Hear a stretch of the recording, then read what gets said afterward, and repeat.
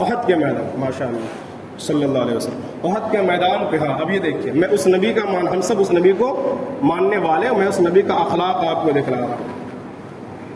احد کے میدان پہ جب معاملہ حد سے بڑھ گیا، پانی سر کے اوپر سے توجہ رکھیں، پانی سر کے اوپر سے بہنے لگا، تو اب اکابر بڑے صحابہ کرام جس میں ابو بکر بھی ہے، عمر بھی ہے، عثمان بھی ہے، علی بھی ہیں، عشرہ مبشرہ صحابہ کرام ہیں، جس صحابہ کرام کو بھی ہمیشہ رحمت و رافت اور اخلاق اور بہترین اخلاق کی دعوت دی گئی، وہ صحابہ کرام نے بھی کہا اللہ کے رسول اب بس ہو گیا، اب یہ دشمنان اسلام تو یہاں تک پہنچ گئے ہیں، اب آپ ہاتھ اٹھائیے ان کے حق میں بد دعا کر دیجئے.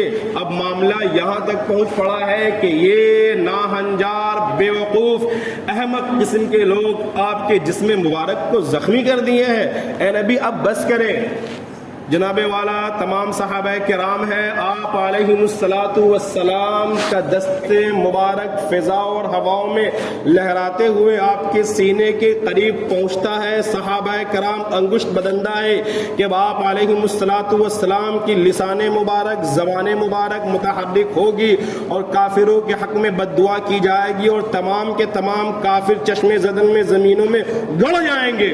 لیکن اللہ اکبر کبیرہ حمدن صغیرہ بکرۃ واسیلہ، قربان جائیے اس نبی رحمت پر فدا کا ابی و امی، اس نبی امت پہ کہ جس نبی علیہ الصلوۃ والسلام نے اس موقع پر بھی ہاتھ تو اٹھایا اور کہا اللہم ربی هذه امة، یا اللہ اللہم ارحم، اللہم ارحم، یا اللہ ان لوگوں پہ بھی رحم فرما، یہ میری ہی امت ہے. ہاں یہ الگ بات ہے کہ یہ ہمیں پہچانتے نہیں. جب صحابہ کرام نے اس دعا کو سنا تو تمام صحابہ کرام دھارے مار مار کر رونے لگے. کہا اے اللہ کے رسول، کیا آپ سے بڑا آپ سے بہتر بھی کوئی نبی اور رسول ہو سکتا ہے، انسان ہو سکتا ہے؟ اتنی بات سن لی ہے؟ بولے نا، ارے بولیے نا، اتنی بات سن لی ہے.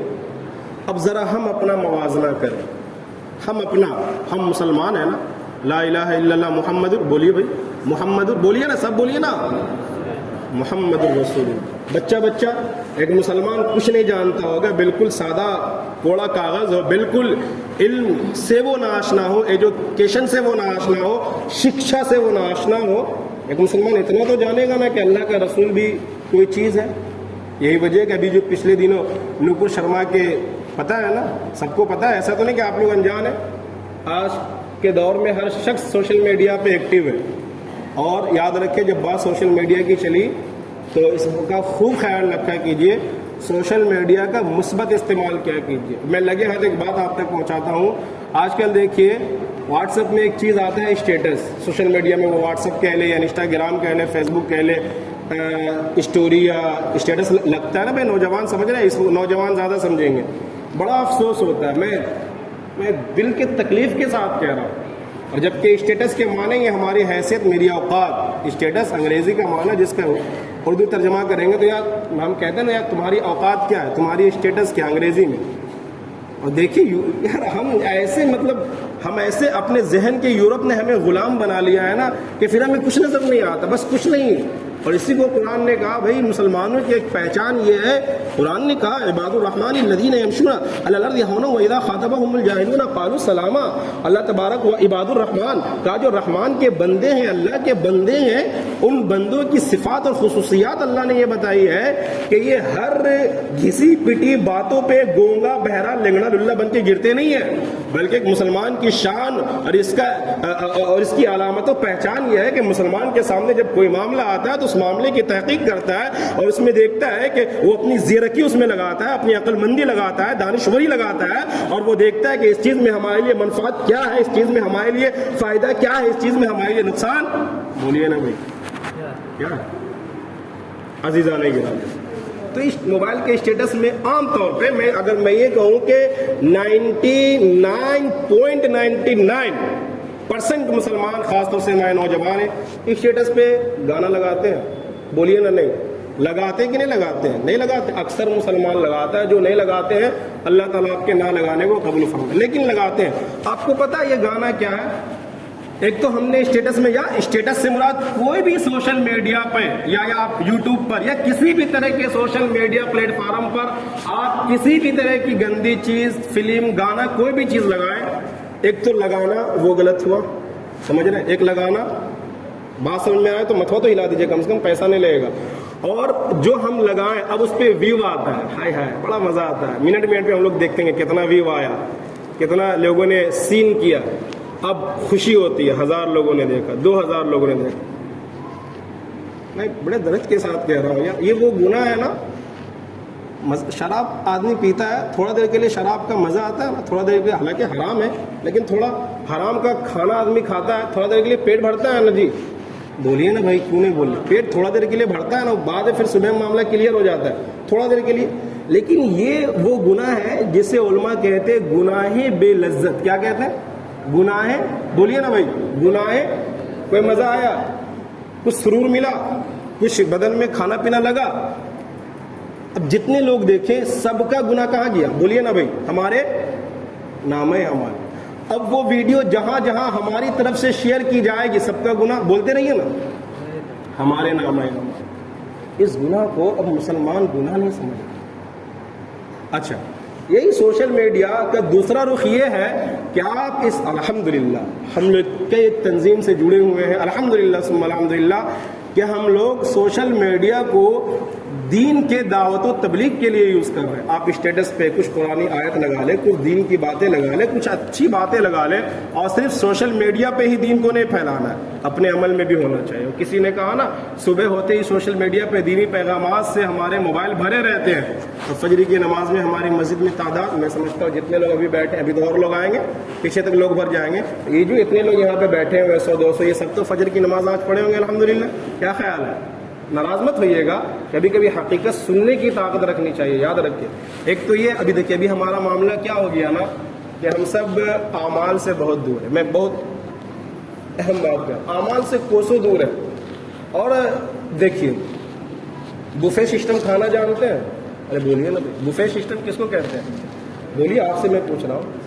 نہیں بتائیں گے؟ کھڑا کھڑا جو شادی میں کھانا کھاتے ہیں نا، اپنے ڈمری میں کم ہے، جو لوگ شہروں میں رہے ہوں گے، ہاں وہاں کھڑا کھڑا. اب یہ بتائیے، اسلام دور دور تک کھڑے ہو کر، یار جو اسلام کھڑے ہو کر پانی پینے کی اجازت نہ دے، چائے پینے کی اجازت نہ دے، وہ مکمل کھانا کھانے کی اجازت کھڑے کھڑے دے گا؟ ارے بولیے نا.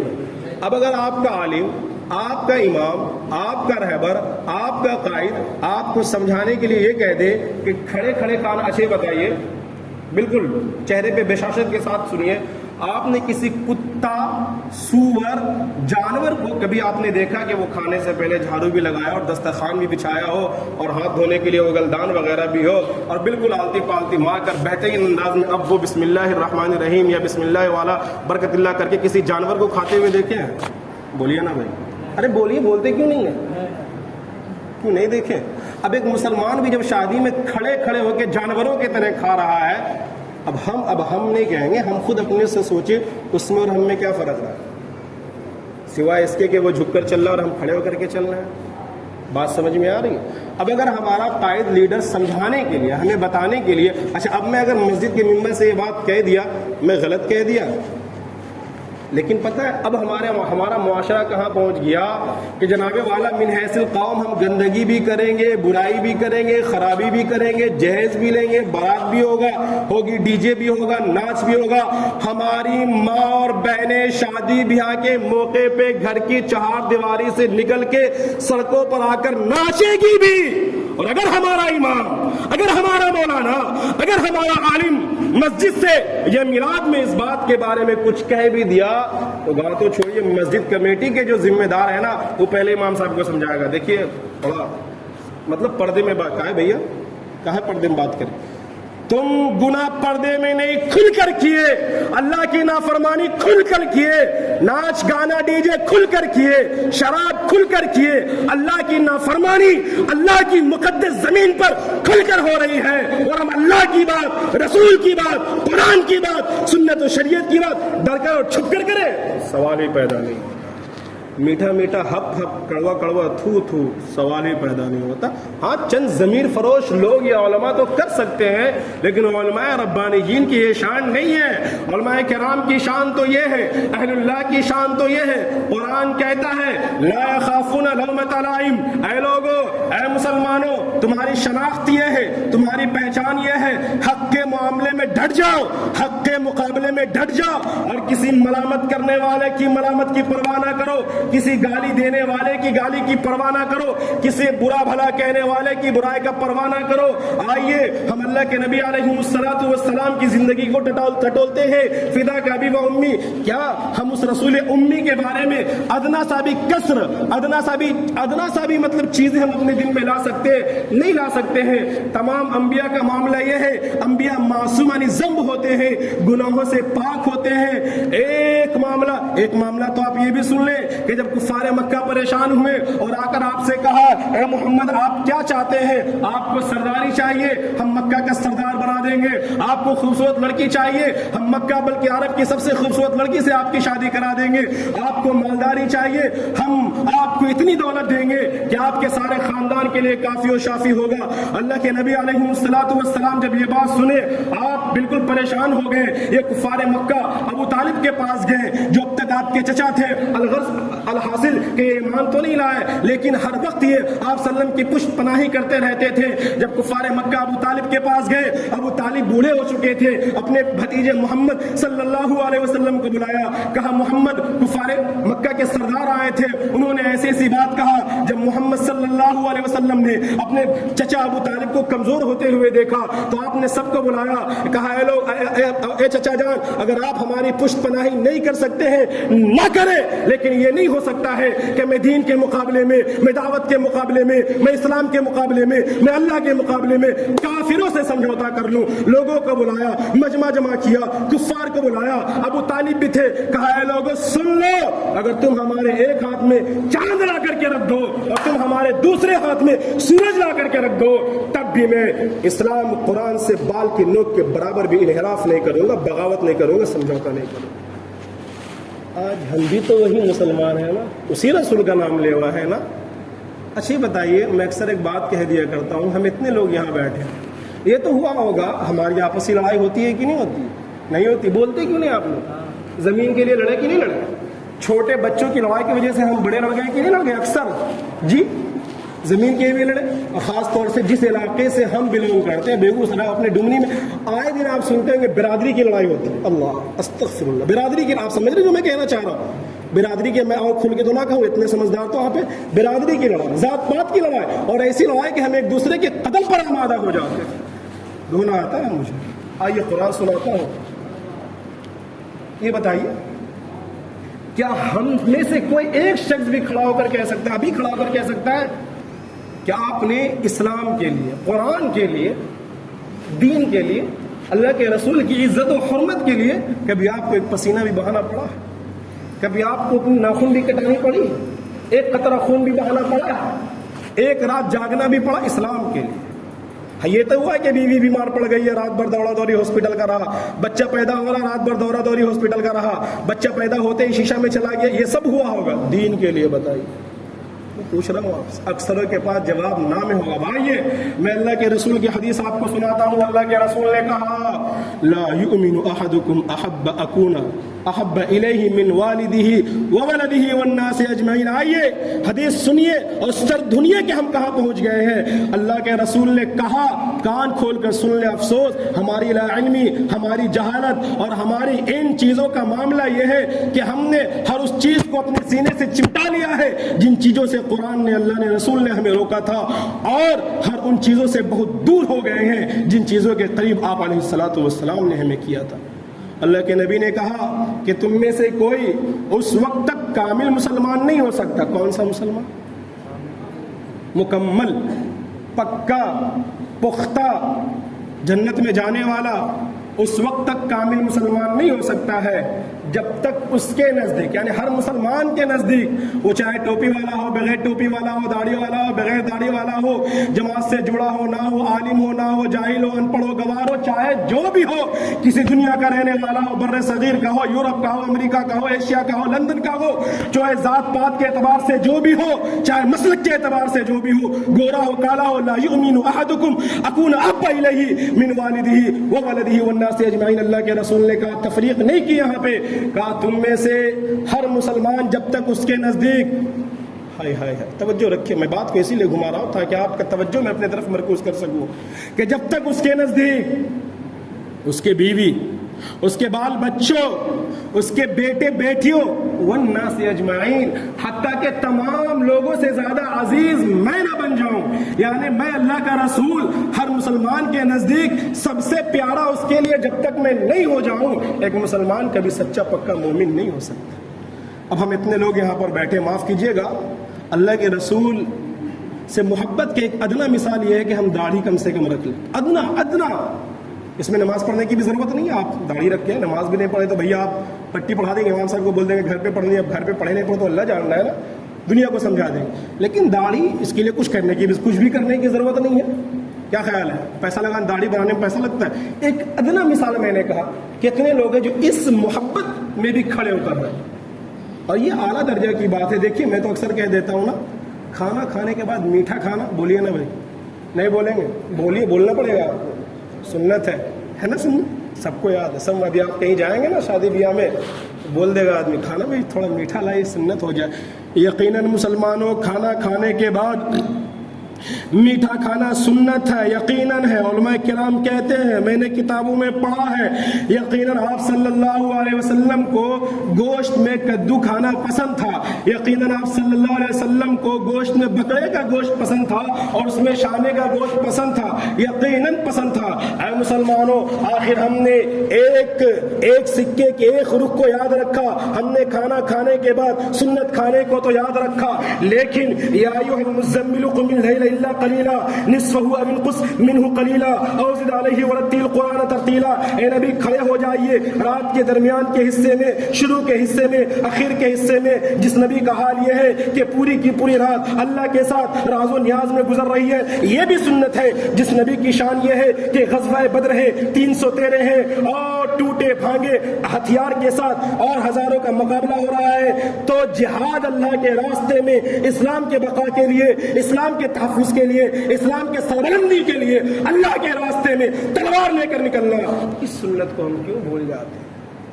جناب معاملہ عجب نہیں لگتا ہے ہم کہنے کو 20 کروڑ 25 کروڑ 30 کروڑ مسلمان ہیں اور اس ہندوستان کے اندر ہمارے نبی کے شان میں دن دہاڑے گستاخیاں ہوں ہمارے نبی کو نعوذ باللہ کیسے کیسے الفاظ سے پکارے جائے. اس کے بعد بھی ایک مسلمان صبح اٹھے ناشتہ کرے دکان مکان کی فکر کرے اپنے بیوی بال بچوں میں مست و مگن رہے. ایک کسی بڑے عالم نے کہا تھا اگر کسی ملک کے اندر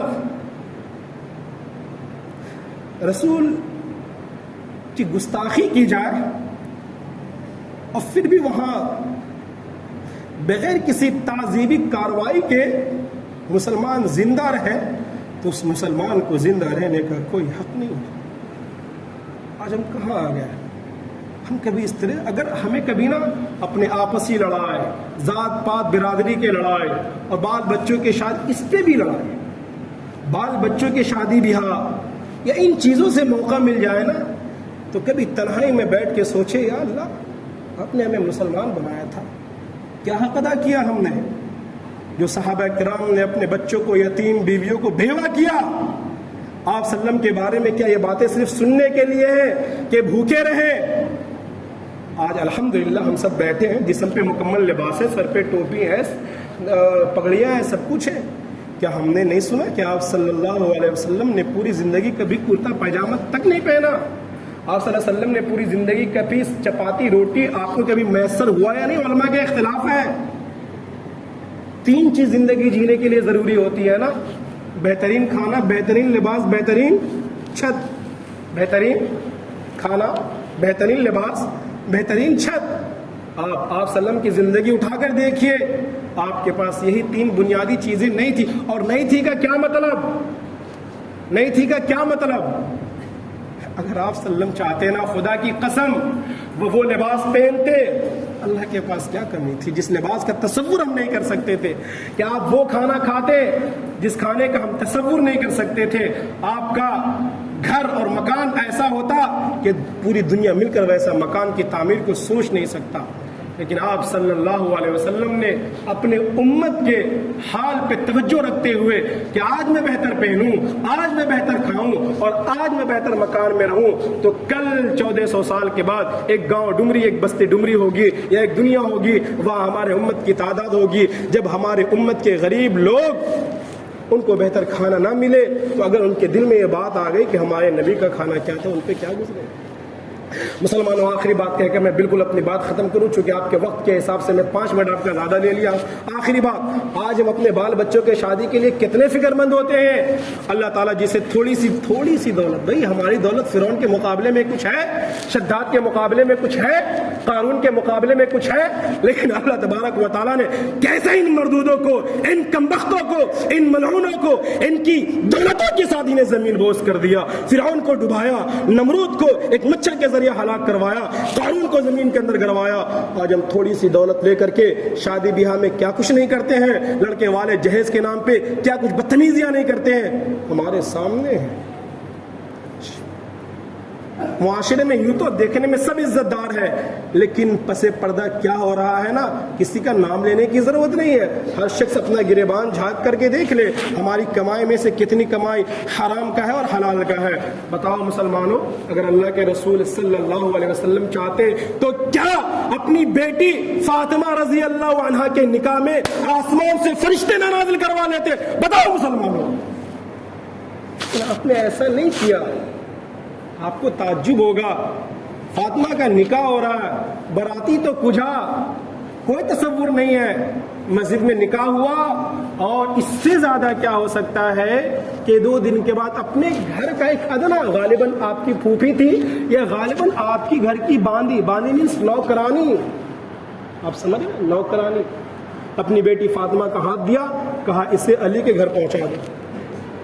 ہم سوچ سکتے ہیں ایسا نکاح آج کے دور میں؟ ہم تصور کر سکتے ہیں ایسا نکاح آج کے دور میں؟ پھر بھی ہم مسلمان ہیں، پھر بھی اللہ کے رسول کی سنت پہ ہم عمل کرنے والے ہیں. مسلمانوں، میں تو آج آپ کے بیچ کہہ کر چلا جاؤں گا، پھر دوبارہ کب موقع ملے نہ ملے سوچئے گا ضرور، سوچئے گا ضرور. آج ہم برتھ ڈے کے نام پہ، اینیورسری کے نام پہ، یوم پیدائش کے نام پہ اور نہ جانے کن کن چیزوں کے نام پہ جو ہم اللہ کے رسول کا مذاق اڑا رہے ہیں، قرآن کا مذاق اڑا رہے ہیں، ذات